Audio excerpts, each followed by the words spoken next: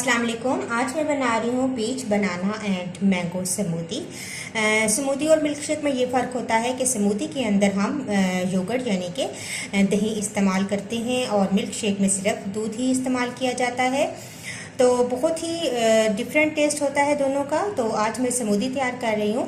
इसके लिए मैंने लिया है एक मैंगो। इसको मैंने कट कर लिया है और एक ही मेरे पास पीच था बड़े साइज़ का, ये भी मैंने काट लिया है। 3 से 4 केले थे, इनको भी मैंने काट लिया है छिलके उतार कर। 1 गिलास इसके अंदर जाएगा दूध, 1 कप इसके अंदर जाएगा दही, 2 से 3 टेबल स्पून आप इसके अंदर शुगर ऐड कर लें। जूसर जग में शामिल कर देंगे तीनों फल।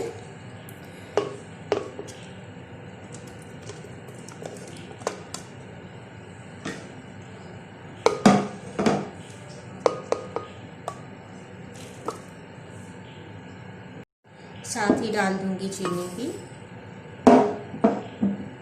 दही, दूध और कुछ बर्फ, और अब हम इसको जला लेंगे।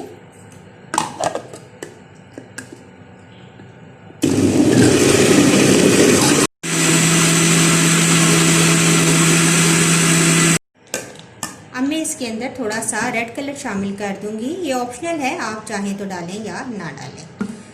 तो दोबारा से थोड़ा सा मैं इसको जला लूंगी।